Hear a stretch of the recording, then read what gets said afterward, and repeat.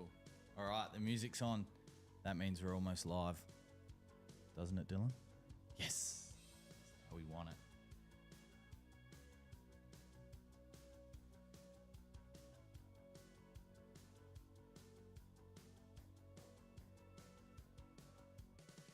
All right. Beautiful. Good afternoon, ladies and gentlemen, to episode 3 of Lawnhub Live at Lunch. I'm with a special guest today. We've got Dan Caddy from the Green and Gold Life. Ahoy, team. How are we? Hello. Salutations. You also notice that I'm in Clint's seat today. Clint is in rehab. He is on a personal mission. He's on a journey. So I had to find a suitable replacement guest. So Dan has been happy enough to join us, which is good. We have availability, mate. Yeah, that's good. First off, as normal, get in the comment section, ask as many questions as you want. We'll get through them and let us know where you're listening from, whether you're at work, whether you're supposed to be at work, but you knew the Lawnhub Live podcast was happening, so you chucked a sickie, let us know. And as usual, Kira will pick the best comment, and we've got a special giveaway today. I'll just grab it. I don't want to lose mine. What do we got here? We've got... Now, it might not look special, but we did some filming at #AskErvos yesterday. And you know how, like in sport, how you got like a match-worn jersey? Well, this is an ad-used box of goodies. It's an ultimate spray pack, which has been used. Like the cap has roots and shoots and wet in it. Like, it's been used. So we'll give that away to the best comment, voted by Kira. And then comment, question, whatever. We'll get that shipped out to you, and then we'll give away some other things as well throughout the podcast as usual as well. So, how are you, Dan? Living the dream, mate. Living the dream. You came in on the Harley today? Yeah, mate, it was a cracking day. Yeah. So, rode down the hill, and there's a spot on the freeway in Bridgewater that is like, there's just this little dip, and by golly, man, almost froze to the bite. Yeah, wow. Then when you get down in the big smoke, she warms up, and then it's just a pleasure cruise after. Beautiful. Lived in Adelaide, South Australia your whole life? No, I'm a sand groper from way back, mate. Yeah, okay. I'm from WA. Yep. So we moved over here when I reckon was 13. Yep. I want to say. The old man scored a job over here, so we packed up the family. Yep. And then moved over, which was heartbreaking at the time. Yeah, it would have been. Yeah. But we're here now, mate, and I'm not moving anymore. No, man. well, that's good. I said, because you obviously got lots of projects going on at your place, which we'll touch on. I suppose for those of you watching, who is Dan Caddy and what is the Green and Gold Life? Who is such an existential question? I know. Who is he? He's a family man that loves working out, getting out in the lawn. Yeah. Shit staring the kids. Yeah. You know, that sort of thing. Yeah. Yeah. So, and just love tinkering, mate. Eh? Yeah. I think that's why the Scott Bonner scene just really sort of resonates with myself, because it's not. Some of it can be difficult, but some of it is pretty straightforward, and I just love tinkering with things like that, man. Yep. So yeah, nice. And the Green and Gold Life, that was an extension of that. So you wanted to bring your lawn care journey onto YouTube as well, or it was something that you'd always wanted to do, or it was just something that came to you and you're like, I'm just going to do it? I don't know. It just came to me, man. I was possessed. I was YouTube possessed. I was sort of watching Simsy on the tips, and old CDub, kind of Ward. Yeah. And it's just like, we all think we can do it until we do it. Yeah.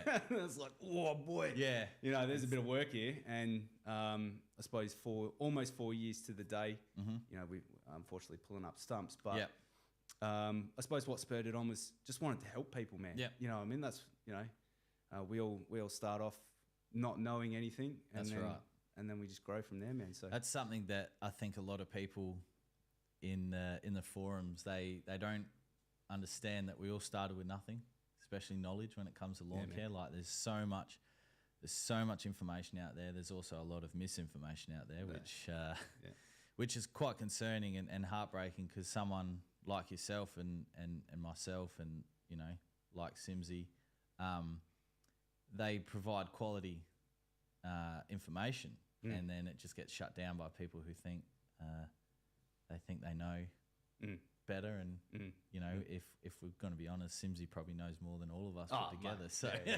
yeah, him and BK obviously forgotten more about lawn than I'll ever know. Yeah, that's right. And the machinery as well. So by no means an expert, but just love dabbling, mate. You know what I mean? I thought I'd love to try and teach people in my own way. Yeah.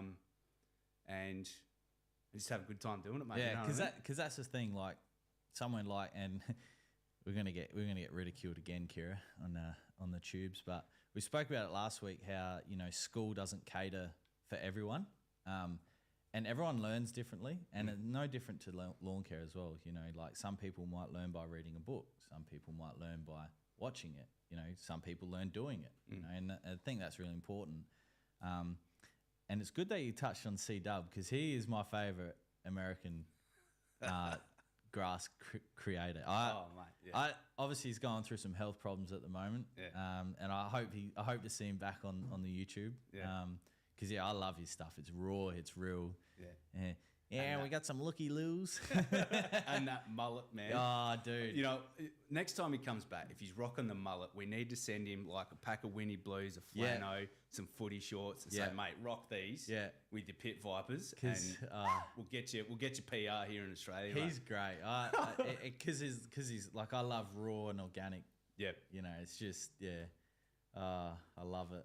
I bloody love it. Touching on your school point as well, I'm no education professional, right? No. I'm certainly not certified in being able to learn people some skills. Yeah, that's right. But I often tell my young lad, you're there to learn to read and write. Mm-hmm. That's about it. Because I've got a very cynical view of the education system. Yeah.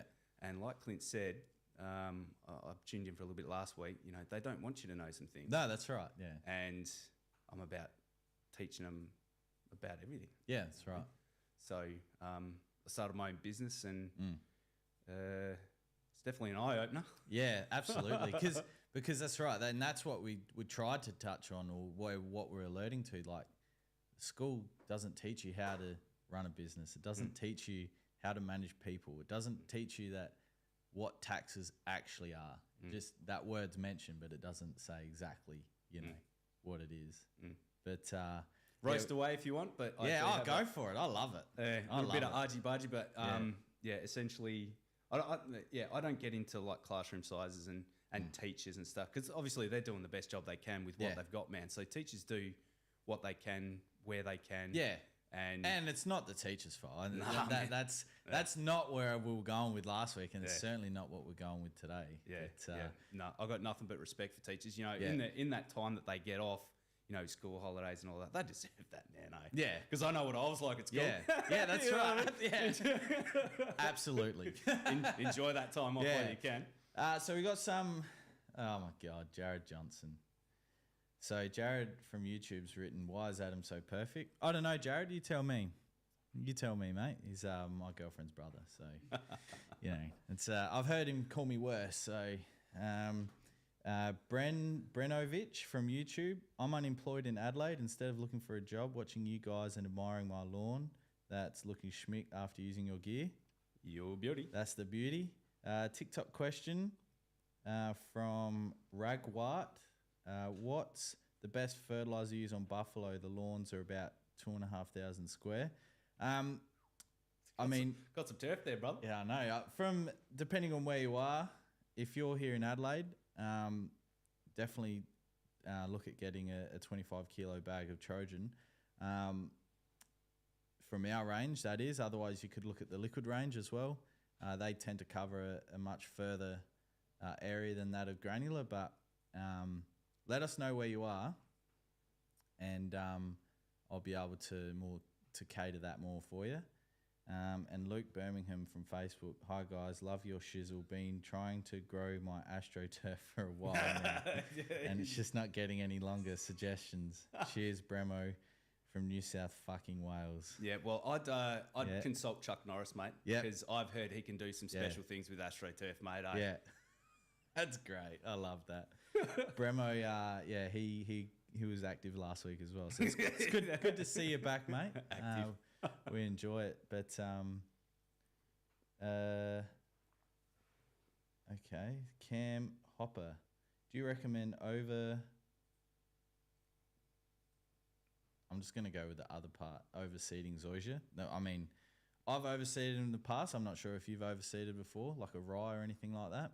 Nah, never done the oversow thing, man. Yeah. Because I'm a little bit more of an organic kind of dude. Correct. And we touched about that off camera. So Yeah. that's something that we are going to talk about. So stick around. We'll talk about that for sure. But typically, if you've got a zoysia and you want to repair it, it's stolen on rhizome base, so it's just going to push in anyway.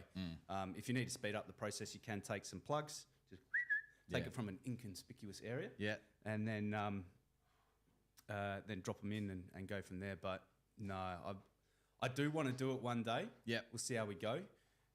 But yeah, the only benefit of it is the wank factor when you stripe it up. Oh, mate, that's why I did it out the front. But yeah, and we found at Clint's place, if you don't remove it correctly or in a timely manner, the rye just sticks around and it's really difficult. And obviously at your place with kike, even with cooch, the chemical that you would use that you would want to remove it is not cheap. So, or you just do what I've done in the last 6 weeks and not water my front lawn, and now everything's dead. Apart from the cooch, but it's coming back. Yeah, those of you on our Instagram and Facebook will see what it looks like tonight, I promise. So, yes. How'd you get into lawn care? How long you got? Mate, 2.5 hours. We've got as much time as people want and as much time as you want. So I suppose often, like all of us, I was throwing the mower at a young age, mate. Here you go, son. Go and tackle it. Yeah. My old man's hard but fair. Hard but fair. So kudos to him.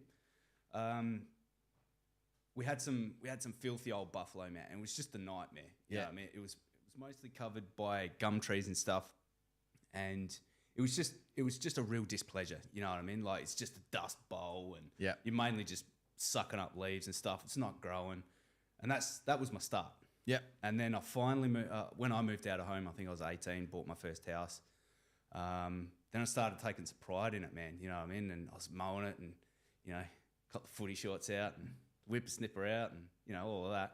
And then I'm like, I want my lawn to look like the SCG, man. Yep. I want to see them stripes, baby, and just them thick old stripes. And then it took me a while to get a cylinder mower, man, because I didn't know how it was done. Yeah, that's right. Yeah. When we got into it, I suppose, jeez, back in my day. Yeah. If I'm allowed to say that. Yeah, absolutely. If I qualify for that. Go for it. There was no YouTube, man. So that's right. Yeah. I didn't understand, well, what's striping? You know what I mean? I didn't say, how do they do that? Yeah. So I couldn't research. Well, I suppose I could have researched it, but I didn't.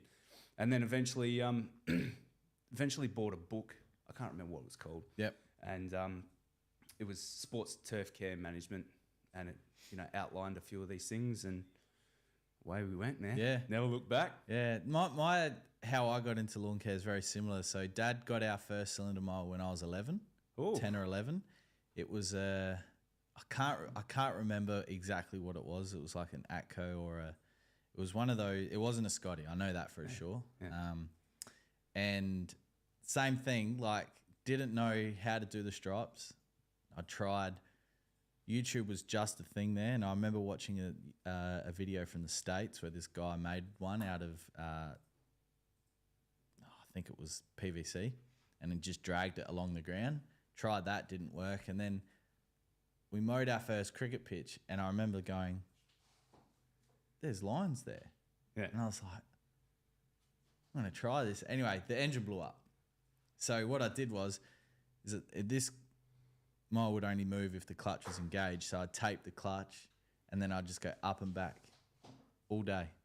Just burn them in, baby. Burn them in. And then, we got our first stripes, which was cool. Exhilarating. Yeah. And then the drought came, and then, the lawn pretty much was dissipated, and now obviously there's no drought in SA, which in the weekly cut the other week, I got an email from someone when I was talking about irrigation.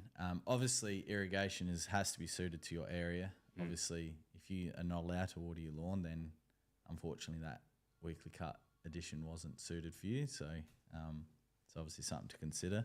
But did you lay the kaiku at your place, or it was already there? Yeah, nah, I laid it. So Yeah. we built that, I want to say 9 years ago. Yep. Plus or minus, give or take. We did a whole bunch of landscaping. Someone came in and gave us a hand with the wall, like that dry stack wall. Yep. And then we came through and laid it out. So I didn't really know much about the different turf varieties at that stage. So just rolled out the old kaiku. Man, she was cheap. Yeah, I was going to say 10 years ago, it would have been bloody dirt cheap back then. Yeah, I can't remember what we paid. It was like $4. Yeah, I was going to say it was about that $3.50, $4. Yeah, that's what I had in my mind. So we rolled out a bit of that, and I started looking after it, man. And just loved the process, loved the just seeing results. You know what I mean? Like you put the effort in, and you see the results. Same as lifting, same as child rearing. You know, you put the effort in, you see the results. It's rad. So and then I was getting the willies on with it. Yeah. And I was like, right, I want it, because this is when Tiff Tuff started coming in. Give this bad boy a whirl. Yeah. See what that's like. And then so ripped up the Kai from out the front, gave that the old glyphosate treatment. Yeah. Went on Nagasaki spec on it. Yeah. And then ripped it out, gave it a few more treatments, and laid the old TT. Yeah. And obviously, those not familiar with Dan's channel, you've had some soil testing done there. Yeah. And he's seeing good improvements with all, I don't want to give too much away, especially if it's a segment on one of your last videos, but nah. We're pretty open about it, mate. Yeah. You're right. So I went to Turf Test, Michelle. Yep. And sent her a couple of samples, and then in the end I didn't send her enough samples. She's like, you didn't follow my instructions. I'm like, I'm busy. So I sent her some more. Yeah. Come back a couple of weeks later, and she's like, Dan, this is by far the worst soil I've seen in quite some time. Yeah, wow. And I'm like, mate, you are kidding me. Yeah. Like, I'm mulch mow. I was going to say, you did all the proper soil prep. You literally did what the book says to do. Yeah. I even got the screed out, man. I was like, get it nice and flat. Yeah. And, I was just like, but you're breaking my heart here, Michelle. And she's like, it's okay, we can fix it. So she said you got 3 issues. Number 1 is you got low OM. Mm-hmm. So you want to bump that up. So we can do that through mulch, mowing, soil amendments, all that sort of stuff. Second was your particle size distribution is not conducive for lawn care, because you get a lot of compaction through the amount of silt that you've got in your soil profile. So I thought I ordered a 70-30, which I did. Yeah. And she's like, nah, man, it's not 70-30. Yeah, okay. And I'm like, you dogs. Yeah. You dirty dogs. Fuck. So she tightens up a treat. And then the last one was nitrogen deficiency. So because it was so compact, the root zone wasn't getting enough nitrogen. So that's why I was seeing like a heap of dollar spot and seed head. Yeah. So now what I've done is you would have seen, it's this week's vid. This week's vid. I told everyone what I did, and when Johnny Sin spec on it, man, I poked it full of so many holes, and loaded it with sand. Yeah. And I'm actually starting to see good results in compaction. Yep. In the reduction in compaction just from 2 or 3 top dressings, and that has worked a treat. So moving forward, I'll get on the PGR train. Yep. Slow that seed head down, and then sort of move to more of a liquid fert program. Yep. So it's going in through the leaf, reduce that requirement to be taken up by the roots. Yeah. And then amend the soil. Yeah. Because and soil amending, like, you see it all the time on the pages, you see it on other areas, but they're like, oh, I need, like, people, say for clay, oh, need some gypsum. Yeah, that alone is not going to fix the problem. Nah. And like, I had an argument back and forth with someone in the comments one day about, like, soil amendment in some areas can take years. Oh, absolutely, man. Like, years. And we're not talking 1 or 2, we're talking 5, 6, 10, 20, like it's something that's, I suppose, sold to people that aren't familiar with what's actually going on, as like gypsum, for example. Like, yeah, it can work, but it's not going to work after one or 2 treatments. Oh, yeah, absolutely. You know, and I think in your videos you highlight that, you know, quite well, which is really good, because it's something that not everyone's, it's like one of those topics that not everyone's happy to talk about, because, you know, oh no, it'll work. Yeah, Eventually. Eventually. Yeah, eventually. You know. So, but Doesn't happen overnight, but it will. happen. it's good that it's turning around. So if I can just jump back Yeah, on the soil absolutely. amendment Go train. for it. Yeah. So to me, the ultimate soil amendment. Look deep down the camera here. Yeah. The ultimate soil amendment is going to be organic matter. Yeah. Organic matter is just the best thing you can do for your soil, man, because OM increases your CEC. If you've got clay, it'll reduce compaction. What else was there? Water retention. Yep. So many positive things you can do to your soil profile just by mulch mowing, including things like fulvic acid, humic acid, because they're the building blocks of humus. I don't know if people know the building blocks of humus are fulvic and humic acid.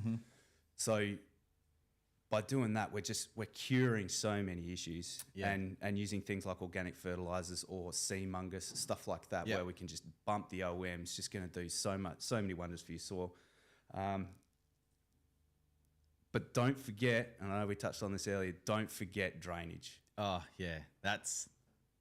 I love drainage. I love drainage. He's a creep, this guy. Yeah, and we're going to touch on that because drainage, along with many other things, is a very underrated thing when it comes to lawn care. Absolutely. 100%, man. And just following on from Dan with the soil, when I explain to people in the shop, a good soil profile, or like you did, even though you got shitty soil, but you did all the soil prep, the soil prep is like the foundations of a house. If you don't get the foundations of the house right, there's going to be issues for years to come. Unfortunately, you did the right thing, but you got some shitty soil. But and that's and unfortunately, that's sometimes a reality of our lawn care journey, isn't it? Sometimes we don't, you might get a top dress full of rocks. Your count, you didn't get a 70-30. You got something from down the back paddock, and sold it off at $30 a ton, and yeah, they saw me coming, mate. Yeah, with my 6x4 trailer. Did you consult with them, the landscape yard, at all, or you? Oh no, nah, this is years down the track. Yeah, it's too late. And that's fine. Yeah. They can't go back to them now. It's under some turf. So I was more so like whether you reached out to them and how they reacted, because you see some absolute horror stories on the pages, and like one of our companies is a landscape yard down at Railways, and I would hope in that situation that get on top of it as early as you possibly could. Like in a perfect world, I understand that nothing's perfect, but I'd like to think that the boys down at Railways would at least offer some help rather than just going, oh well, is what it is, which you see on Facebook, and that is sometimes it is, unfortunately. So the methodology behind my madness was, and we can talk about top dressing later, all that sort of stuff, which is super important. The correct material for top dress is super important. But my methodology was, my thinking was, I don't want to put in a soil structure. I didn't want to put in organic matter in my soil profile, because I didn't want it to move. Yeah. You know what I mean? I wanted it to be nice and straight. But then I'm like, I've got to build it up with it. So I should have put it out in the first place, because you're top dressing anyway. Yeah. You know what I mean? So that was my rationale. I didn't think it all the way through. Yeah. So I should have gone out with like a special mix that had organic. Yeah. Whatever that looks like. So, all right, we've got some more here. So, general comment from Tom Knight. Hey, legends, I got my prize delivered yesterday. I can't believe you sent me a whole pack. I'm bloody stoked. You guys are bloody elite. Love it. No worries, Tom. Thanks for dropping a line, brother. Yeah, thank you. Here we go. Love your shizzle from Blake Margin. How often can you use Money Shot? Tuning in from New South fucking Wales. So Bremo started something here with this New South fucking Wales. I love it. So Money Shot is a liquid iron product. You can use liquid iron products. It depends how heavy you want to go, but you don't want to go too frequently. But if you just if you're just looking for a consistent green lawn, you could do it at least once a month if you really wanted to. But if you have an event coming up where you really wanted to impress, especially the father-in-law or something like that, you could do an application every 2 weeks leading up. That'd definitely lock some colour into the leaf. So, Brevanich on YouTube in Adelaide. What's the latest that I should be dethatching my kite? Did it early Feb and it's come back dark green, but we'll need to go again. Or should I leave it till next spring? Well, my kike I just hit out the back last night. So you've still got plenty of time. Got some good weather coming next week. But I'm suspecting we're still going to be having good weather in April. So potentially, man. I've been trying to keep an eye on this La Nina. Yeah. My sort of thing is I wouldn't go any later than March because you want the lawn to actually store all of its sugars and chlorophyll in the root system. You don't want it to be worrying about trying to repair itself before hibernation or before, sorry, what's the word? Dormancy. Dormancy, yep. So I wouldn't go any later than sort of March, but again, it depends on if you want to maintain that height of cut, all of that sort of stuff. But my recommendation is thatch isn't bad. Too much thatch is an issue. Yes. It can be an issue, disease and all of that sort of stuff. But I actually like to roll into winter with the thatchy lawn just to help protect it from frost, keep the soil temperatures up. Yeah. So I don't mind letting it thatch up right at the end of the season. And then makes a reno a bit more. That's what I was going to touch on. Like this year, I didn't do Dad's back lawn, which is 170 squares of kike. But I know that next spring I'm in for a mission because I've missed nearly 2 seasons. So. Oh, give me a hoy, mate. I'll come down. Yeah. Bring the toe cutter. Fucking hell. It's going to be tough. Last year we filled up a skip bin. Yeah, we went hard. Yeah. To the dirt, baby. Yeah. I love it. Burn it down. It was tough. It was tough. There's a question here from Sam Durwood. Sam, I'm not going to ask this question yet because it is we will touch on it, but it's basically what's your plans in the future. But we'll come back to it, Sam. We'll come back. I'll write it down. It is here, but we will get to it in the future. Dave Coleman on YouTube. Dave, how's it going, man? Yeah, I was going to say, he's got a message here for you as well. Rat bag. What's this rat bag got to say? So he's got a question. He says, hey guys, what's the best way to get rid of past palum? I have too much to dig up by hand. Also, hey Dan, I haven't missed a park run so far this year. Yes, good man, Colsey. I love it. I've missed a couple over the last... I'm going through a little bit of a fact hunt phase at the moment. Yes. So my park run attendance has been less desirable. So once sort of the channel's finished, I'll get back into a little bit more of that cardiovascular exercise. It's new year, new me. I've cut out alcohol on you, man. Pretty much completely. I had a couple last night with my mates. On you, man. That's good. No junk food, drinking lots of water. Still looking for a water sponsor because I love water. I would drink water like it's going out of fashion. So anyone looking that has a water company, hit me up, adam@lawnhub.com.au. And just we'd take the walk for a dog nearly every morning before work. So that's good, man. That's good. Yeah. Have you looked into zero alcohol beers? I used to sell them when I was at the supermarket, and they were garbage. Yeah. So unless they've improved since then, I'll send you a link. Yeah. Okay.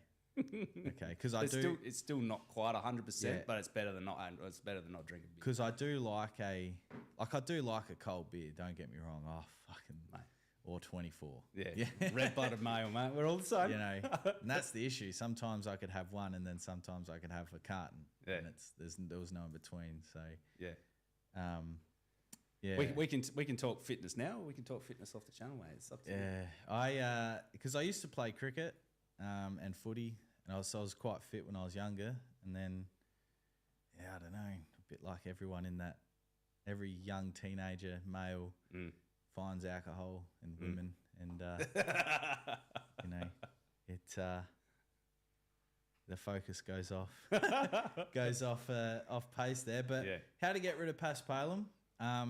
Look, past palum in any turf variety is very difficult to control and get rid of. There are products. Some are very bad if you don't wear the correct PPE. They can be used, but there are safer levels. So we sell a product called David Gray's Crabgrass and Clover Killer, which has DSMA in it at a smaller level, so it's not a Schedule 7 poison. Still requires the correct personal protective equipment, which is PPE. That is still going to require follow-up applications because it is such a low such a low level. Oh God, it's been a big week. But the other option is just letting it go, because when the coolness hits, and I'm assuming that he lives near you, so it's going to be cold winter. Pre-emergent program. Absolutely, man. That's one of the underrated tools. Oh, mate, I could talk about pre-emergents, wetting agents, and drainage till the cows come home. And even when they do come home, I'm still talking about it. Hey, Maisie, come here. Yeah, now I want to talk to you about Pradimine. So, look, if you want to see it out for the rest of the season, just do that. If you got too much, otherwise, you can, depending on what turf variety, you need to read the label of David Gray's crabgrass and clover killer. But there's something to be said as well about what you just said there, man. Like sometimes you can wait for the season to kill your issue. Yeah, that's right. Yeah. So for example, I've got Wintergrass Alley, which is on the. I was going to touch on that, yeah, but we can talk about it now. Yeah. I've got Wintergrass Alley, which is to the east of the Kaikiu out the back, and for some reason I don't know what it is. Oh, I do know what it is. It's water. Yeah. Water just loves to sit there, and the wintergrass just goes absolutely bunter. So, and as we know, it can be a little bit difficult to kill wintergrass in Kaikiu. Like there's nothing you can really do. So one thing you can do is wait till it goes dormant and wait till the Kaikiu goes dormant and give it like a quarter rate of non-selective herbicide, glyphosate, and that'll knock it out. Or what you can do, which is what I've been waiting for the last 3 bloody years, is a decent hot summer. Because their root system is so pathetic. Yeah. It just takes you could drought your lawn for 2 weeks, winter grass gone, jump on the pre-emergent program, never see it again. Have you heard about the study that I did at my old man's place for pre-emergent? Never. I love it. Get ready, Dylan. So I read a study about Pradimine, which is what Barricade and Spartan is, and Onset 10, but in granular. And they said if you use it for two years in a row, by the 3rd year, you won't need to use any pre-emergent because the seeds in that soil will be caught by the Pradimine in that 2-year period. And I was like, I like tinkering, a bit like you. So I tried it. This winter just gone, I used no pre-emergent at Dad's house, not a single weed popped up. Fair dinkum. Not a single weed. Hey, he's quick on the soundboard there, man. And Dad didn't quite have Wintergrass Alley, but he had a lot of clover. Yeah. Not a single, and I mean not a single weed. So that's pretty counterintuitive to what I was almost going to disagree with you because I suppose maybe it's a myth. You know what I mean? That's 7-year seed bank. Yeah. Well, you know what I mean? I didn't bring any soil in that time either, though. Yeah. So I that is sort of a disclaimer. I didn't bring any seed or any soil in. I didn't do any overseeding. Just what was there was what was there. But yeah, that I was the same. I was like, nah, like seeds can. But I suppose I just hit everything in that top 30 mil profile, which is what Pradimine grabs. And like I said, I read the study. I wanted to put it into. It was obviously a long study that I was doing, but yeah, not a single weed. That's rad, man. Yeah, it was pretty cool. What about herbicide resistance and cycling your actives? Yes, that's also very good to touch on. So after that, even still, Dad hasn't had any in his kike, but in the Tahoma, he's had kike pushed back through, which we've hit with a selective that is very good at what it does. He has had some sour sobs pop up as well, which they're a bulb style, so they're absolute bloody nightmare to get rid of. But I managed to control them as well with a very good chemical. I haven't seen any resistance build up at his house. Right. I haven't had any at my. I typically don't use a herbicide unless, like, at Dad's place on the putting green when I applied Power Check, because it was riddled with power that first season. It was really good. Like it worked, but obviously continued use of endothol, wintergrass will build a resistance to it. And then you have to switch back. Same as fungicides and some herbicides, as you were touching on. So at the moment, I haven't used a herbicide at Dad's place since the endothol on the green. which is that video's on YouTube. So whatever the time that was released. My place, I haven't used a herbicide at my place. Out the back, never. I've never used a herbicide out the back. Out the front, I have with a very good chemical. But yeah. Oh, look, good, mate. Good cultural practices are always are always going to assist in keeping your weeds down. Regular mowing. Yeah, that's right. And a lot of it can be achieved with regular mowing. Yeah, I think although we sell a ton of weed and feed packs, a lot of people are quick to jump on got to get rid of it. And in some cases, if you don't want your 100 square meter lawn to be full of clover, and it's literally full of clover, well, then the quickest option is to knock it down. And we touched on it. We did some filming yesterday, but we touched on NSFW, the active of diflufenacin, which remains residual in the soil. Can you spell that, mate? DIFLUFENICIN.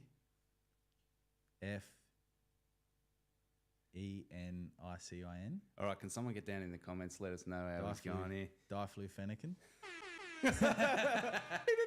So that remains residual in the soil for 12 weeks and acts as a pre-emergent. It's also used in crops for lentils as a pre-emergent. To stop crop weeds taking over when lentils are trying to come through. So, but clover as well is a sign of nitrogen deficiency. Correct, well. and that's also a sign of deficiency, which again, cultural practices, mowing, fertilizing, watering, which is why you see a lot of. It's why you have a lot of clover at parks and recreational places around the place. Oh, it's twofold for a councilman, I mean, they can't be expected to keep parks at a level of service that is that of the Adelaide Oval, because your rates would be like 3%. That's right. They'd increase rates by 3%, and and they don't want to be mowed in every second day. No, that's right. Because that comes back to the ratepayers, and we're already paying too much. So, how do you piss off field daisies from goobs on TikTok? Field daisies. I'm gonna have to ask for a photo. If it's a broadleaf, mate, probably you're NSW. Not NSFW. safe. If it is field daisies, but I mean, field daisy could also be used, and it's not technically a daisy. Oh yeah, sorry. TikTok question. Sorry, I'll be. Yeah, sorry, goobs. If you could flick through a picture, I've got my emails up, so adam@lawnhub.com.au. I'll be able to see it, and we'll get into it. We'll work it out. Hey? Can't be forgetting TikTok. All right, Travis O'Halloran from TikTok. Travie. Is pig manure and worm castings good as fertilizer? Yeah, buddy. It would be. Get that in. Absolutely. Worm castings, again, and we talk about it all the time, like when people message us and say, I've got worms in my lawn, what can I do? And I always tell them, just leave them. Same as mushrooms, just leave them. Yeah. It's a sign of an excellent soil profile, man. Pig manure, I suppose the only disadvantage to using pig manure would be if that pig has eaten something that the seeds are then lasting through the manure, and then you're introducing a weed seed into the soil. That'd be the only negative to that. But other than that, it's organic. It'd be full of the good stuff. And how you'd get it out, that'd be the only next question. Yeah. Like you might want to pulverize it somehow and try and get it out nice and evenly. Yeah. Otherwise, you're going to have sections of nice green lawn. And that's right. That'd be the only other thing you need to consider. Yeah, you'd almost need to get it. You need to, like you said, pulverize it, almost get it as a dust, let it dry, collect it. A bit like Fried Eggs Golf on YouTube. You ever watch them?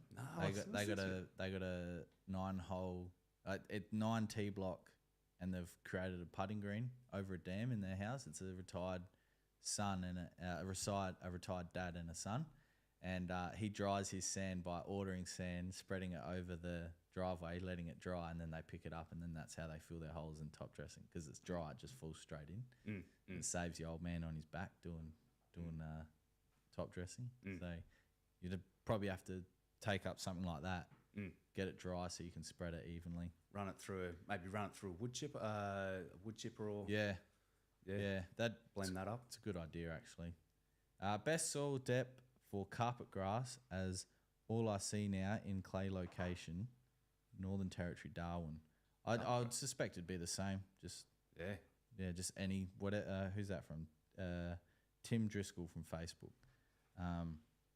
Just you in a, like people say, and you get this commonly. Oh, you want at least 50 mil. You want to go more than that. Yeah, good 100, 150, man. And it's all respective of people's budgets as well, but as deep as you can possibly go within your budget. Like, because dumping soil is not cheap. I understand that. But as deep as you can possibly go, because like we were saying before, the root zone, the soil is the foundations of the house. You don't get that right, you have issues. So as deep as you can possibly go is the answer would have for that. Matt Worth on Facebook, with your products that require watering in, if I water it in and it rains that night, is this a problem? Can that be watered too much? I mean, if we're talking like and this is with any fertilizer, if we're talking a normal irrigation cycle, which would typically be between that 6 to 11 mil of irrigation, if we're then talking another 6 to 11, that's fine. But if we're talking torrential downpour, it doesn't matter what product you've put on. Yeah, like that's gone. It's gone. I hope that answers your question. So typically go out with have a look on Bomb, check it out. Oh yeah, we got a couple. We got a couple of mil coming. Because usually they're not accurate, but they'll give you an idea of what's going on. Very rarely does a hurricane come out of nowhere. With that amount of water. Yeah, so typically it's follow up with 6 mils post application, and then if you get an extra 5 or 6 overnight, you're probably all right. But if we're talking 25 mil, man, you might need to consider reapplying, or just wait till your 25 mils passed and then have another crack. I hope that answers your question. If it's just a normal rain cycle, it'll be fine. But torrential downpour, it's different. Dylan Sharman. Dill, how's it going, man? Is Uncle Macca going to make an appearance? Here, not here, not today. We did discuss that, unfortunately. Uncle Macca's not going to come out here.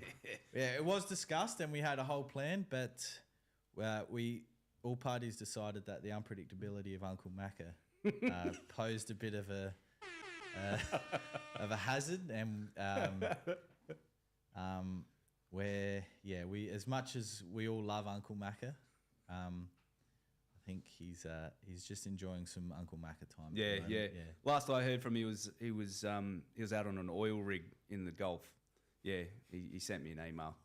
Yeah, but tune into next week's video, Dill. He might be popping up there. I don't know. Beautiful comment from Josie. Adam needs a water bottle with one of those retracting clips so he doesn't leave them everywhere. That's true, Josie. But I've only grabbed one today from here.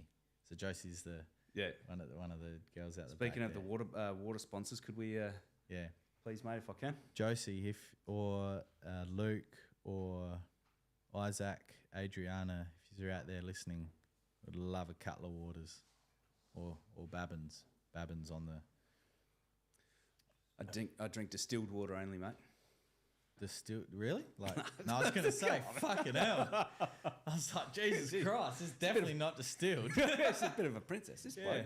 Fuck. Yeah, I read reverse osmosis water. If you drink too much of it, allegedly, this study I read said it thins your blood. Yeah. I think you need the minerals that are in water. Yeah, that's right. Oh, beautiful. Yeah, because... Cheers, mate. Appreciate it. Reverse osmosis, for those that don't know, is basically water in its purest form. Oh, sorry. So all the minerals and everything have been taken out of it, which your body requires. And reverse osmosis is popular in the fish keeping community amongst discus, for those of you that didn't know. And fishing hooks. Yeah, okay. Yeah, there you go. All right, here we go. Got another one from Flinging string fishing on YouTube. Here we go. I fucked that up. He's butchered it. Hey fellas, what is the best ways to promote lateral growth? I have Tiff Tuff cutting around 12 to 13 mil, but it's not super thick. Thanks, fellas. Bunch of legends. First question, I suppose. If you're gonna hit us with a lawn question, that's great. Just let us know where you're from, because it's all driven by climate. Yeah. Keep mowing, man. She'll spread. It could be a sunlight deficiency as well. So typically when we're talking about turf varieties, they all require, there's all like a minimum requirement for sunlight exposure and an aspect. So I highly suspect this part's either on the southern side of a shed or a dwelling or a tree, maybe something like that. You're going to have a tough time, mate. So you might want to consider a garden bed. But if you've got full exposure, if you're getting full shade, man, just be patient. Maybe a little bit more N just to push it. But yeah, it's completely dependent, mate. So maybe shoot through. Yeah, send us through a picture of the affected area. Absolutely, love to help out. Compaction could be an issue. Yeah, and there's so many variables that we're all aware of. But typically, in the right conditions, Tiff Tuff should have no issues spreading. But obviously, there may be something going on. Oh, pardon me. You would have heard that deal, didn't you? Sorry, guys. Sorry. Right. Jesus, they're coming in thick and fast. We love it. Jason, I'm not good at people's last names, but I'm just going to guess Kremer. Pros and cons of doing a full turf swap from the existing lawn. From what existing lawn, mate? What do we got? I'm assuming and Kira, is that link? Is that I'll love it back. What is? Huh? From the old facey. Yeah. So pros and cons. Cons would be you got to make sure it's dead, man. And I'm talking 3 or 4 applications are non-selective. You'll want to make sure this ain't coming back, or otherwise then you got to fight it through your next thingo. So make sure you're going, man, before you, and I would take a good 2 to 3 months making sure it's dead. Yeah. Like it's a long process. And I suppose maybe one of the questions that we're going to ask is, first of all, what are you trying to get rid of and what are you replacing with and why? Typically, people go from kike to cooch. We see that a lot in the comments and our Facebook messages and stuff like that. And if that's the case, like Dan said, you want to make sure that kike's dead. It's gone. And even if that means like follow-up applications and then removing soil. Oh, absolutely, like, mate. Yeah.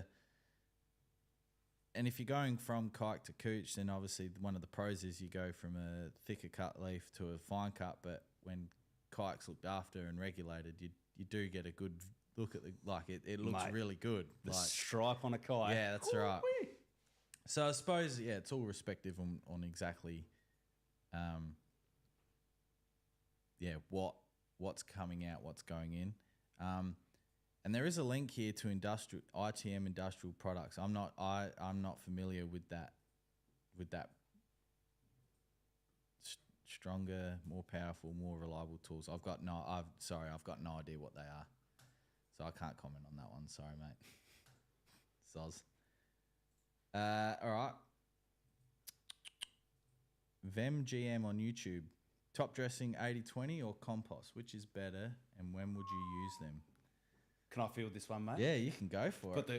Put the cricket gloves on here. So this is one of my favourite topics, right? So you've got to, first of all, take a look at your soil profile. So if you've got like a heap sandy soil profile, so you're in Perth. If you're in Perth, definitely look at using some organic things to top dress, like a special mix or something like that. Because what you want to do is you want to increase OM. That's just going to help increase CEC, which means your cation exchange capacity, which means it's going to hang on to all of that nutrients by getting a whole bunch of organic matter into your soil profile. However, if you're like me and like you got $1.50 worth of loam and then she clay underneath, don't go using. Oh, potentially you can use organic matter, but you want to increase your soil's like if you've got compaction issues, you want to increase your soil's resistance to compaction. And you can do that through things like play pit sand. So play pit sand is excellent because I'm nerding out on this shit, man. I bloody love it. So not all aggregates are built the same. That's right. So a sand particle is the biggest particle size, but it's also round because it's been washed up and down the beach for kilometres on end. Whereas a construction sand, like a concrete sand, is angular in nature because it actually wants to provide compaction. So you want to avoid things like concrete sand and potentially bricky sand. I haven't made up my mind on that. Yeah, I mean, obviously, bricky sand, very similar. It does bind up. I used it once at my place just because I like playing with things. But yeah, it did bind up and it did create a layer. So I literally chipped it out with the shovel and it came out in clumps. So stay away from bricky sand. But yeah, have a look at your soil profile. If you're trying to reduce compaction, things like play pit sand, organic matter is great. I'd try and stay away from 70-30 safe. Yeah, 70-30 safe. You can't go wrong with it. But yeah, that'd be you really want to let your soil profile drive what you're putting on for top dress. Yeah. Yeah, that's right. I hope I answered the question. Yeah. Yeah? I liked it, yeah. Next one here, I'll be able to answer this one, but Nick Tyler from Facebook. What's the withholding period for chickens and livestock after using NSFW? So it's roughly 28 days on the area. That includes mulching and feeding those clippings to livestock as well. So it's about 28 days. So that's Nick Tyler from Facebook. Jake Smith on Instagram. Hey guys, I have kikuyu and it's green and great, but how can I get rid of those shit white seed head? PGR doesn't seem to. So I'm a little bit dusty on this one, man, because I think it's a flower. I don't think it's a seed head. I think the seed head is actually in the stolon. However, it's a stress response. So I would look at things like cultural practices first. So look at nice sharp mower blades, mowing frequency as well. So you want to make sure you're not breaking the 1/3 rule. That's a big one. Make sure it's got a wetting agent, so it's still getting enough water. Make sure it's getting enough fertilizer. And the only one we can't really help is going to be temperature. So that's the only thing we can't sort of do as domestic turf curators, is make sure the sun's shining, mate. Yeah. So the other thing as well with PGR, like you say, it's the flower. It's a combination of the plant doing what it needs to do, but something that needs to be addressed is PGR doesn't always eliminate PGR. It'll suppress it. So yeah, and like Dan was saying, it could be a response to many other things as well.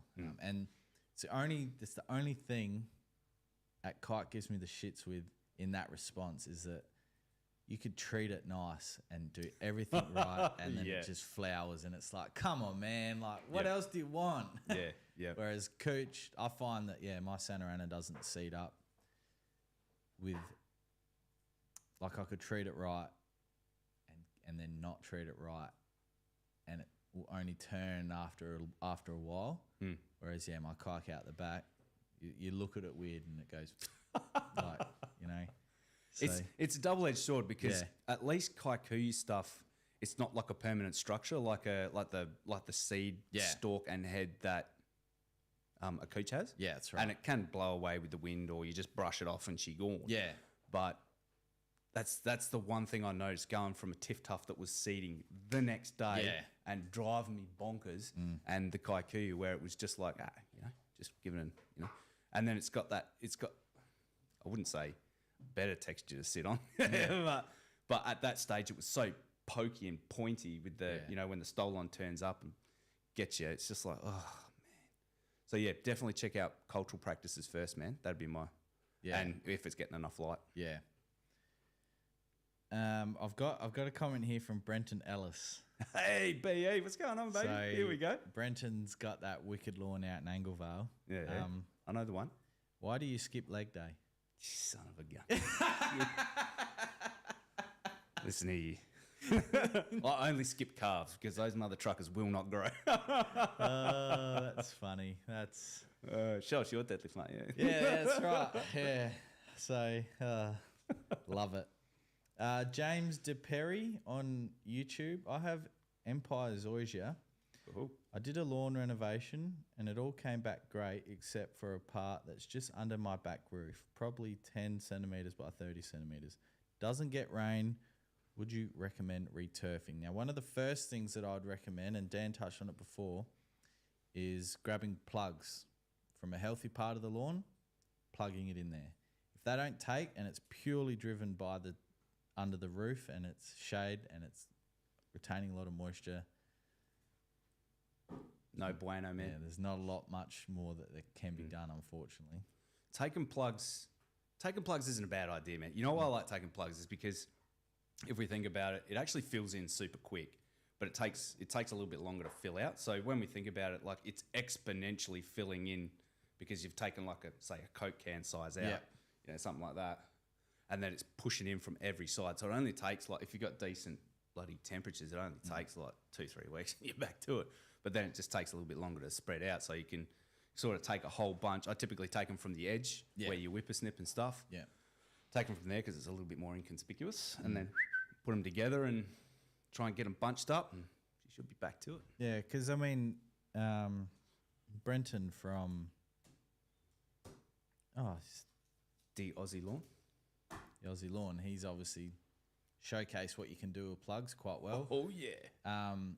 We have a video on our YouTube channel where we've taken the Tiff Tough cores from Clint's house and planted it at Irvo's house and created a whole lawn. So, yeah, don't underestimate the ability of a plug or a core. It's it's one of the underrated things to do.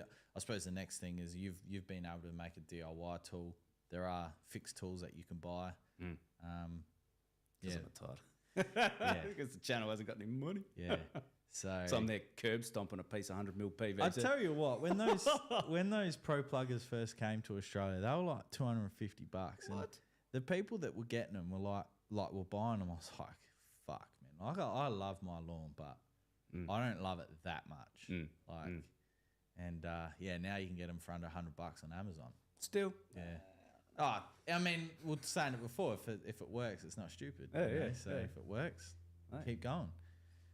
This is a good one. Bob Smith from TikTok. Smithy. Oh, Dylan, you're in front of the screen, bro. And it's something that you can touch on it first, but then I'll put my spin on it. Hey guys, how do I find the motivation to maintain my lawn? The first 3 years I had it immaculate. This year I couldn't afford the full reno. It's kike. I've gone from mowing every 3 days to mowing once a week. It's so thatchy. I'm so over it. How do you find the motivation? Yeah. Do it. Motivation is such a... Yeah, you can't rely on motivation. You got to remind... It reminds me of a fitness thing. You can't rely on motivation. You got to discipline and... what do you call it? And I suppose discipline and structure. Yeah. So, I don't know, man. You just got to... If I was to choose out of a reno, though, like, let's say I haven't got the budget, or I've got limited budget, what I'm doing is I am scalping and coring. They are the two main things. Yeah, that'd be where I'd start. If I can't top dress, I can't top dress. I don't want to say it's not required, but it depends on what you want to do with your deck. So if you want a nice billiard table, yeah, man, you top dress it. But if you just want to, you know, a shag pile that's looking sweet, core, aerate, and scalp. They would be my two go-tos. Just leave the soil profile open, man. She'd be up. You know? Yeah, well, I did a test at Dad's house this year where I've cored 3 times there and I didn't feel a single core in, and it's fine.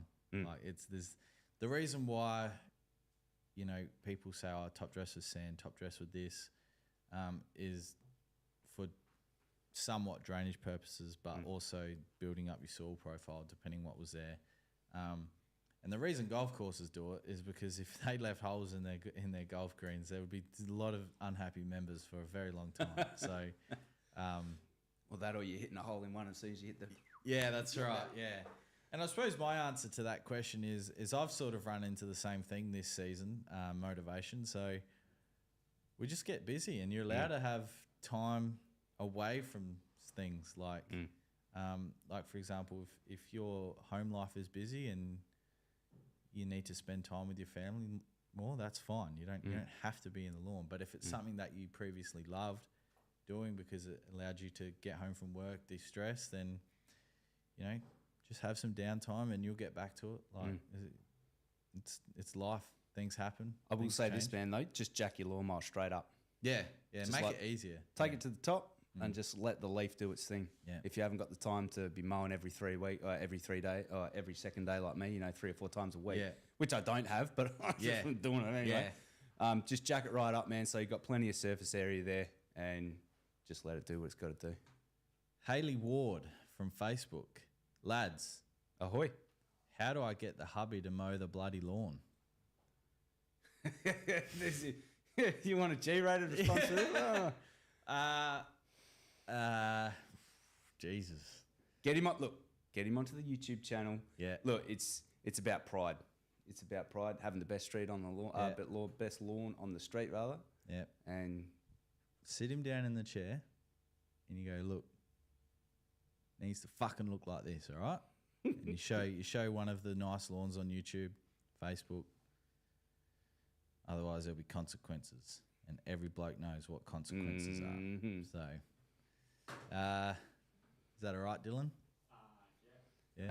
Have we sufficiently danced around that one? Yeah. Angus, the questions are coming in hot. We love it. Thick and fast, baby. Angus McGregor from Facebook, tuning in from South Brighton. Does Lawnhub's product work well with Japanese box hedge, egg, roots and shoots? Yes, I use roots and shoots on my Japanese box hedges because that's a kelp-based product. It's not aggressive. It's not going to burn. Clint uses it on his hedges probably at 5x the rate because it's Clint and he has no regards for the rules or labels within respect. So, yeah, absolutely. I'd try it. If you're a bit worried, use it at the lower rate. So I think it's in a watering can. I can't remember, guys, but if it's in a watering can, just go at a lower rate to begin with. If you're worried, that we recommend that with everything as well. If you're a bit worried, just start at the lower rate. You don't have to go to full rate.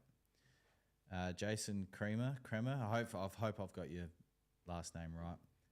So this is the guy that sent the link that I had no idea. Said, fat fingers shouldn't have linked you that website before. I replied back to Kira, that's fucking gold. I assumed that was an issue because I'm not gonna lie, I had no idea what that website was. You better check your bank details after this one, I think. Yeah, that's right. Yeah. Tony Wayne on Facebook. Question from Brisbane. My wintergreen is looking fabulous at the moment, thanks to your products. Awesome. But it's currently at 23 mil, was cutting at 14 for months, but was short and brown patches consistently. If I keep cutting it at that height, will it eventually get lush at that height? Getting a full reno again in September, looking to go down to 10 mil or so. Am I on the right track? Essentially, yeah. I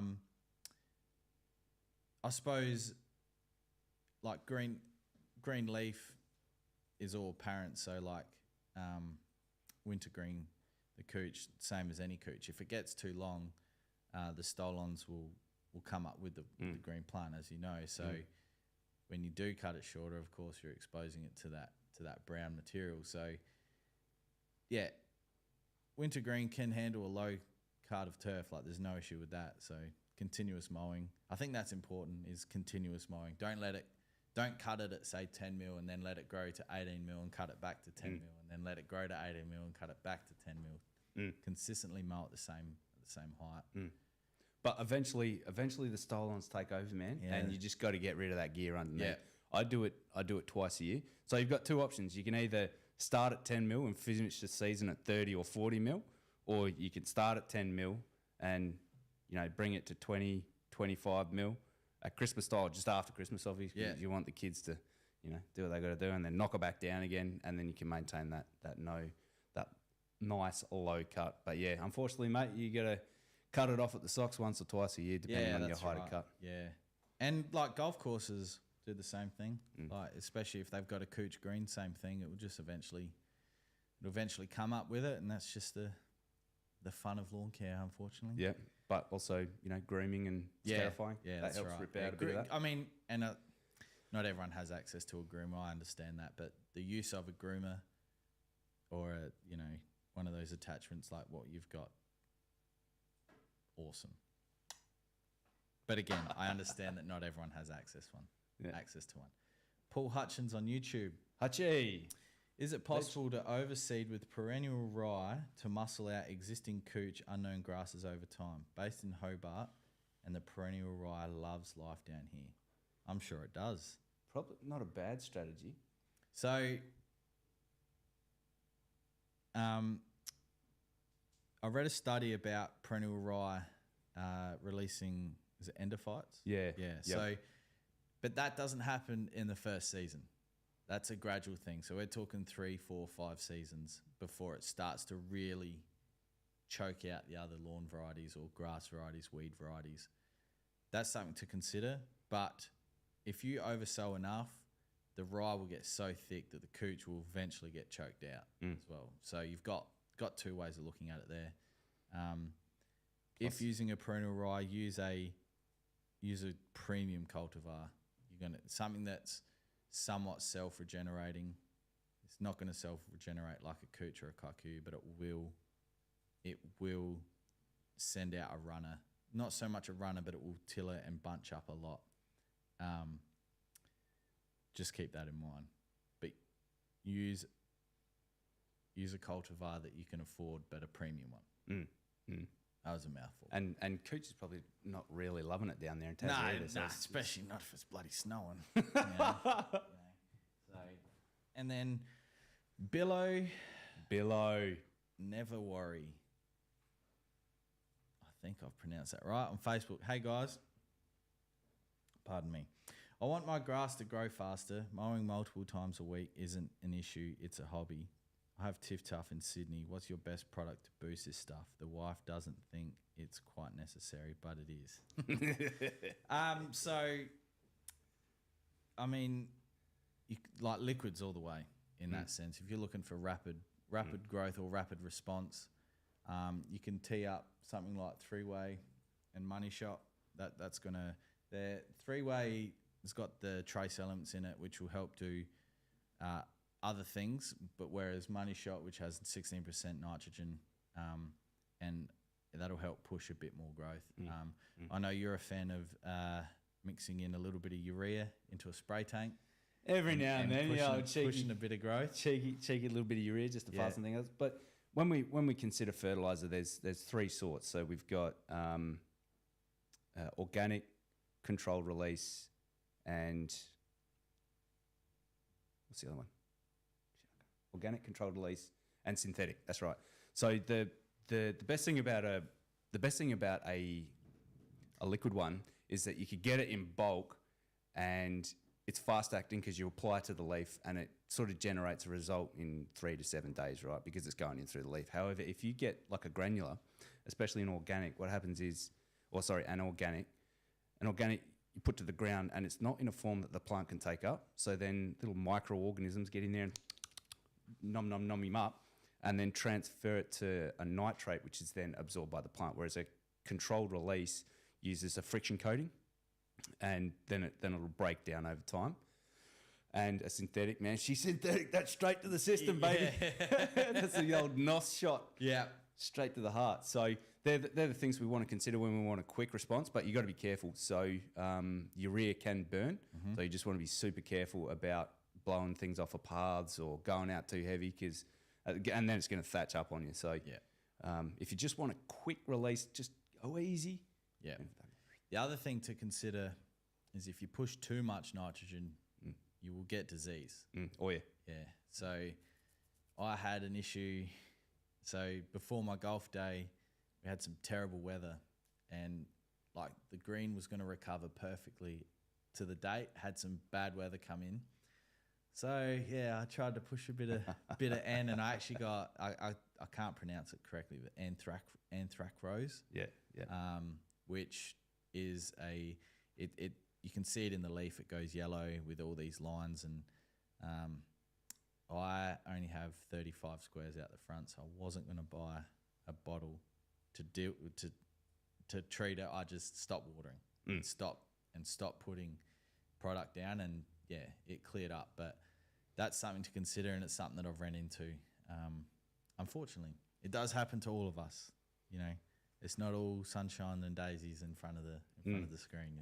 And if the AFP are listening, it's anthracnose, not anthrax. There you go. AFP, if you're listening. Yes. I'm sure they are. Yeah. Oh, mate, if they're listening. I'm looking for a water sponsor. All right, so continuing on with some questions here. One thing you wish you knew about lawn care when you started? Wish I knew how fun it was. I suppose what products to put out when is the biggest one. And I suppose in the fitness influencer style, they're selling you a whole bunch of shit you don't need, right? So the three main items I would look at, first of all, number one is a soil wetter. That is the epitome of like the best one to do. What it does is it gets a nice even application of water through your soil profile. You can apply your insecticides nice and evenly, your fertilizer, so on and so forth. It is the best tool you can have. So I wish I'd have known about that earlier. Yep. My next one that I'm buying after that is going to be a Celiprin, because it doesn't matter what you do to your lawn. There's a saying, I think it's the grubs, they eat the best and forget the rest. And there is after you've got grubs, man, you're pouring bloody Chernobyl-looking stuff on your turf to get rid of that, man. You were bombing the shit out of it. Mm-hmm. So that is the next thing. Anything you can do to prevent root-munching morons, I like to call them, you're just setting yourself up. And the third one's going to be fertilizer. Yeah. They are your three main things. That is potentially all you need. Yeah. I often say that if you're on such a low budget and you have a decent coverage of lawn, all you need is a wetting agent. Oh, here we go. I've said it for ages, and I'm sure you could find me saying that elsewhere. But yeah, wetting agent for me is the most underrated product. Absolutely. In the lawn. What is it? The home. What did you say? Domestic turf curators. Domestic turf curators. Arsenal. Wetting agents. Yeah, absolutely. Most underrated product. They're just, oh man, I love wetting agents. Yeah, man. And drainage. So Dan did a whole series at his place where he installed drainage to prevent the water pooling, the sogginess. And I wanted to touch on that today because it is something that's overlooked, especially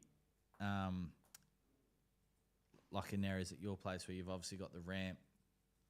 Water takes the path of least resistance. 100%. So it's going to take it's taking the easiest route, essentially, is what that means. So if you have a gradual slope and that water collects in one area and it's got nowhere to go, that's where it will sit until it's gone.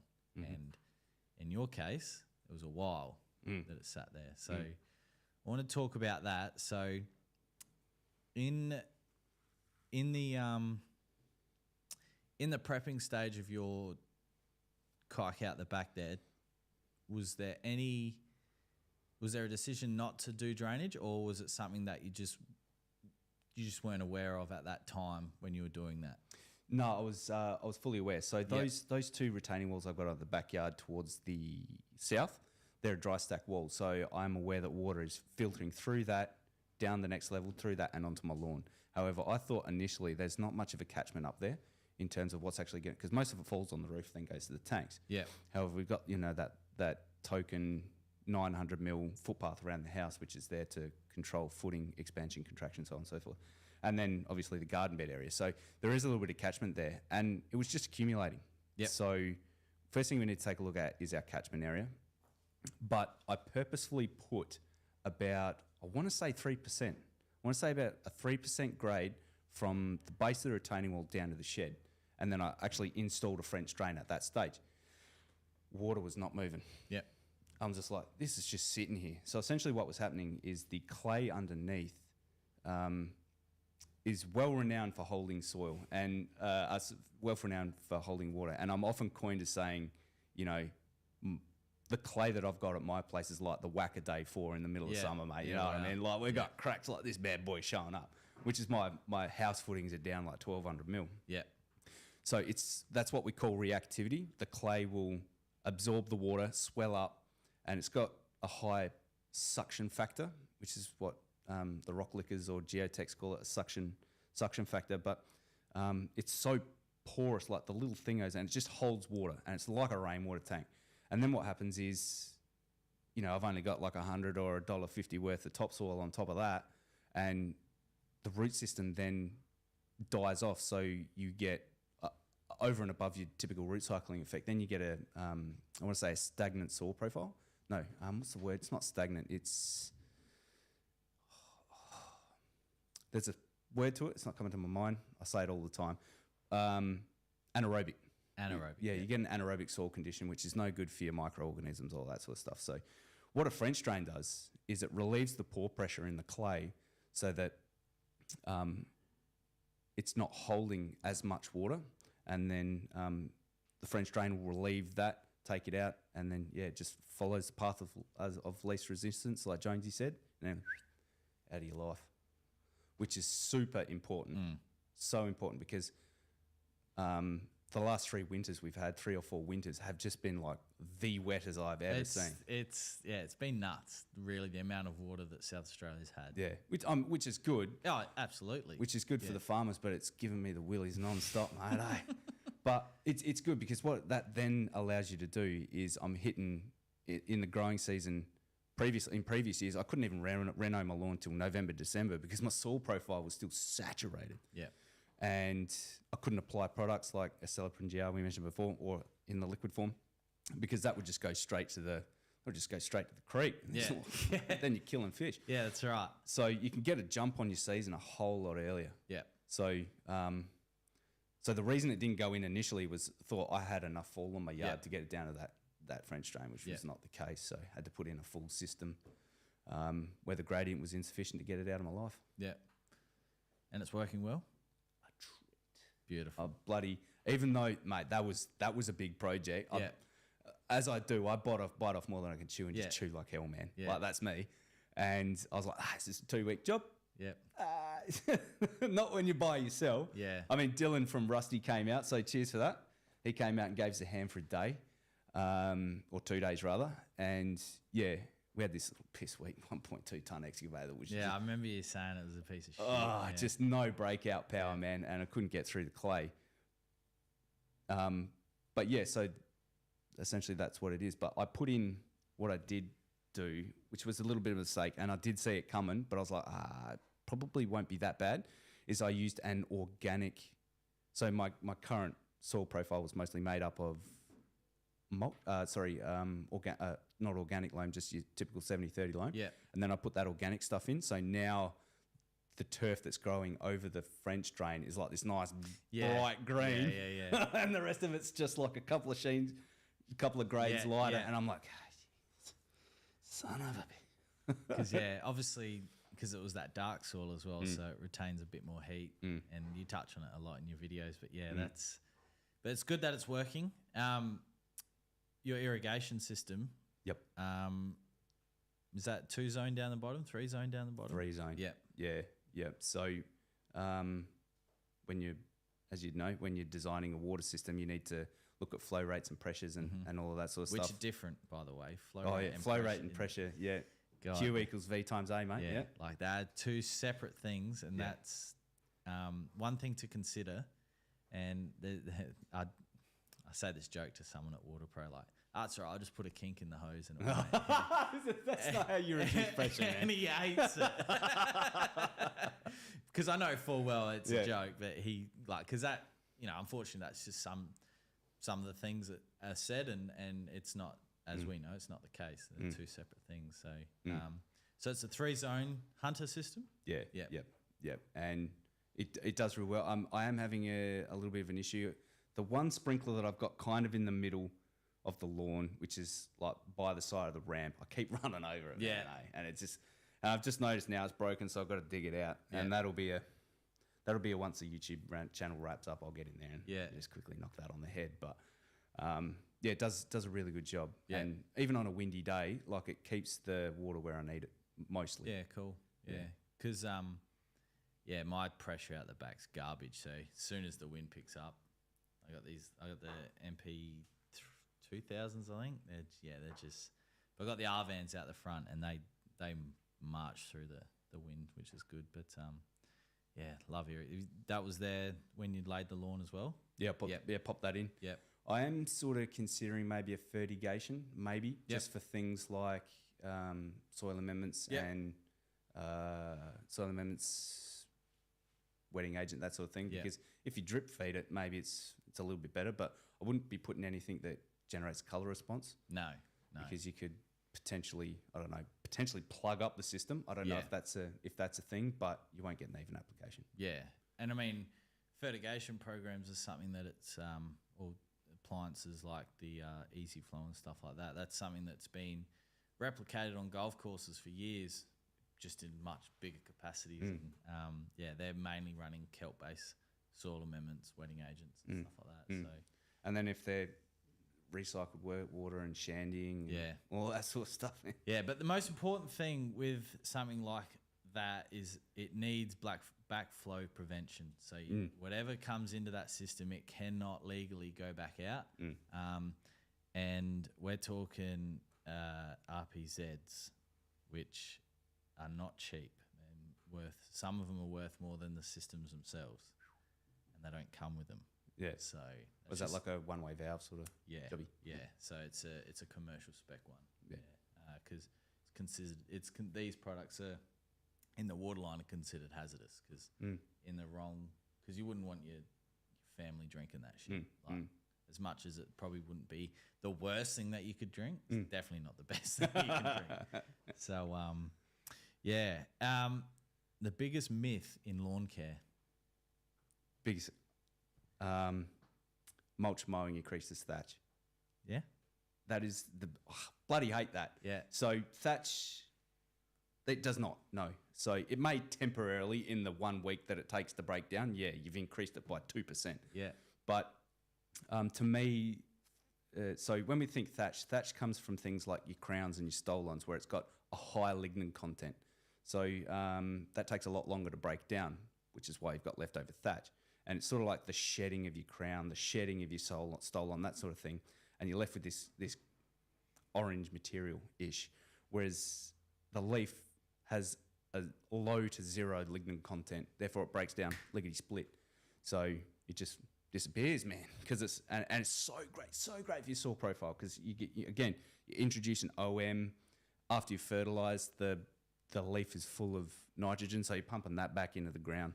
If you're not mulch mowing, mate, don't even talk. Well, that wraps up. Thanks for having me, mate. And I mean, it's, and we'll talk about it next as well. That's the next question. Obviously, you have a much more organic approach to lawn care, which is great. I think, everyone's different and, what works for you can work for others, but vice versa and things like that. Kira's just chucked through a question here from VemGM on YouTube. Can BBW be used on veggie patch? Absolutely. Yes. I use it in my veggie patch. I use it in my gardens. I use it everywhere. Everywhere that requires moisture in the soil. So, yes, absolutely.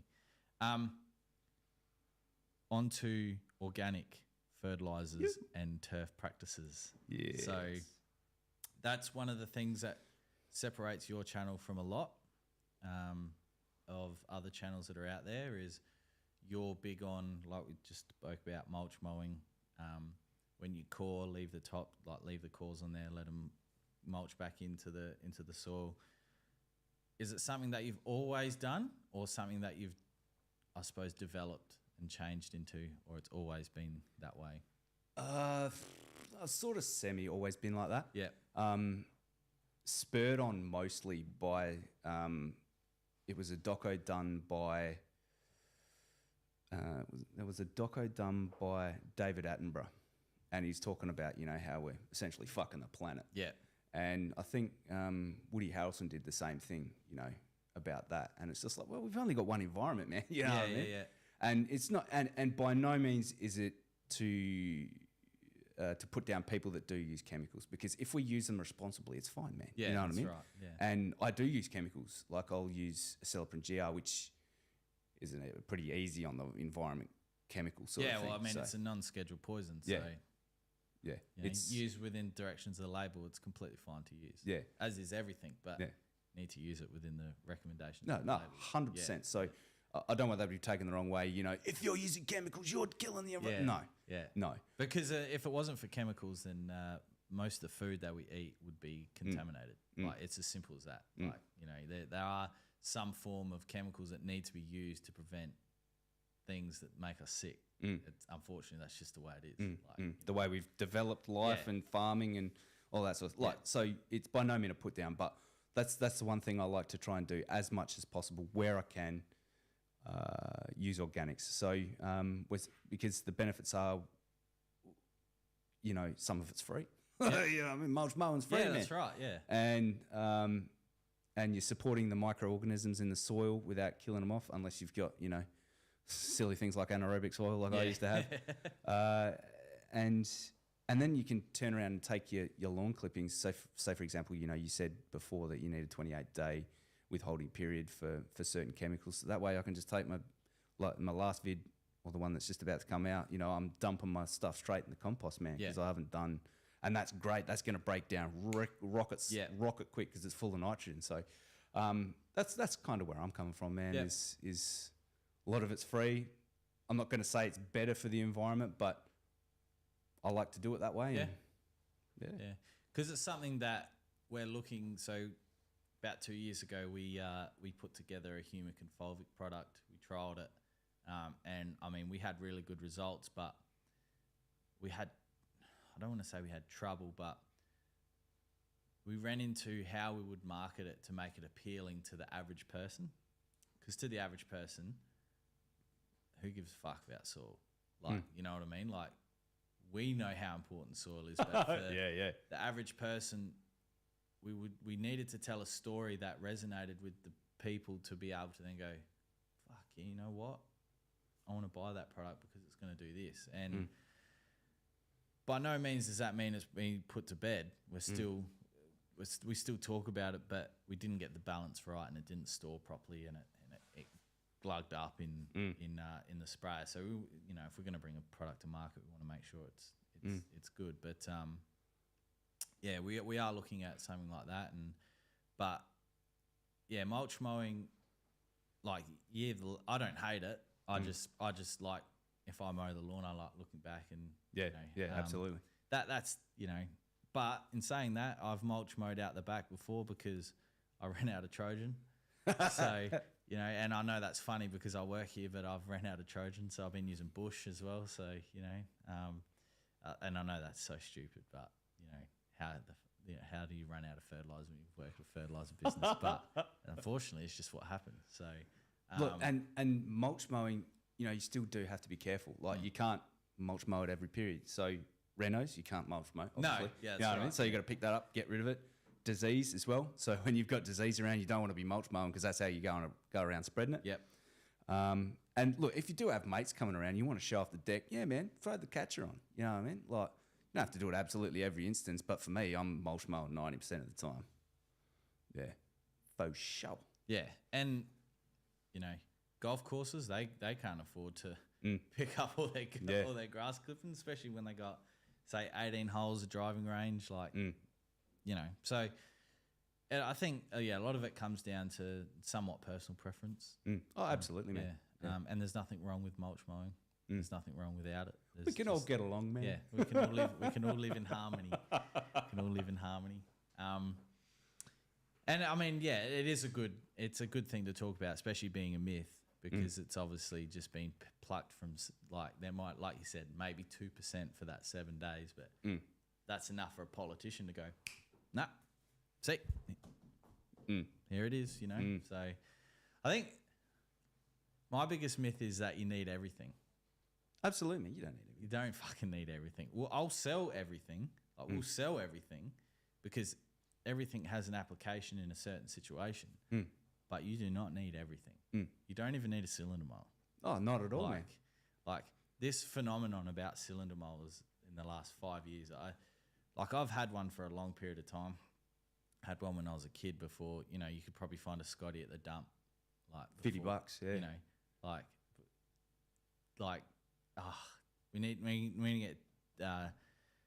we need to get Emmett Brown, the doc, in here to build us a time machine so we can go back and get all the bloody 20-inch unicorns for $200 and you know. But you don't need a cylinder mower. All you need, the better rotary mower you get, the better of a cut, but you maintenance, you maintain it, you look after it. Then, you know, I've still got, when Pop passed away, we took over his old Victor 2-stroke, and God, that thing is old, still works. Oh, mate, looked after it, mate. Those things are a bloody relic, but they're like the, what are they called? They're like the pyramids, mate, built to last. You know what I mean? Victor's fucking love them. Yeah, you know. So just work with what you got. Yeah, you man. know, you don't have to have a golf green in your front yard like I do at times of the years. It's not a golf green at the moment. But you don't have to do that. You do, you know, I think you just, as long as you're enjoying it and it's not impacting your personal life, do what you want. Yeah, you know? yeah. Well, rotary mow, man. I that's all I do for my front lawn. I rotary mow my front lawn. Because of the aspect, because I can't get it to stripe. Yeah. It's not like, it's the southern side of the house, so it's not going to stand out, and it's down low, so you're not going to see it. So I'm going to hit the rotary out, mulch it in. Yeah. So make sure your sharp blades are sharp, though. Yeah, that's a big key. That is, it is very important, because over time you use blunt blades, you get a poor cut, grass looks shit. You know, you're throwing all this product at it, and it's really just your blades. Disease wants to come in. Yeah. Seed head, stress. A lot. David Nelson on YouTube, can you mulch mow buffalo? Absolutely, mate. You can mulch mow whatever you want. Get into it. Yeah. Hope that answers your question, David. Yes. All right. Now, the question that everyone has been asking, I've had it come through. I've got it written down. Dan, what's next? What's next? So, as I previously mentioned, I started my own business. Yep. So, I'm in my professional time, I am a project manager, client-side project management. So for civil infrastructure, roads, all that sort of stuff. So I mainly operate in the local and state government space, and delivering civil assets and stuff like that. So I started my own client-side project management and superintendency service for people like that, and I'm also helping out private industry here and there. So hopefully going to see that grow, man. Yep. Yeah, it's exciting. I mean, we spoke about it the other day on the phone, and like you said, the excitement in your voice, you could hear it. So, and I forgot this one is from Davey Aaron. Although YouTube is stopping, are you still selling merch? I'm actually out of wife beaters, man. Yep. So unfortunately, we won't be making another run of that. If you hit me up on the socials, man, and the DMs, we can get a couple of stickers out to you. I'm out of stubby holders too. Yep. So we're only down to a few stickers, mate. Sorry to let you down, man, but that's where we at. Maybe we can get a Lawnhub hat to you too. Yeah, we'll sort something out. We'll sort him out. Yeah, we'll sort him out. So, if anyone has any more questions, let us know. Kira, can I read out the winner yet? Oh, we forgot about the winner, man. Never forget about the winner. So, the winner of the, I'm going to say like game worn Guernsey, even though it was, and we'll sign it, so the ad used product and a disclaimer. We're also like, you're going to get the used wet and wet and roots and shoots, but we're also going to chuck in a full bottle as well. We're not going to be stingy. Like, I just want to make that clear. But yes, the used product in the ad that we'll sign goes to Bob Smith from Perth on TikTok. So he was the guy that asked about getting motivation back in lawn care. So that was a good question. Keep it Well up, done, man. good sir. Kira, we got anything coming through? Nah. How long have we been going for? I lost time. Oh, 40. Beautiful. Well, I think that was a success. Dan, thanks so much for coming on. No whack and forest, mate. Anytime. Thanks for answering my message on Facebook, because I do ask for a lot of questions for people sometimes and I get nothing back. So, yeah, appreciate that. And Clint will be out of rehab by, I think, Monday or Tuesday. So he should be back in this seat on Friday, 12 p.m. Adelaide time. Other than that, everyone have a great weekend. If you're here in Adelaide, stay cool. It's going to be nice and warm. I don't know what the rest of the country's doing. I still got to write the weekly cup for the weekend. That's it. Chat, you're on. Cheers.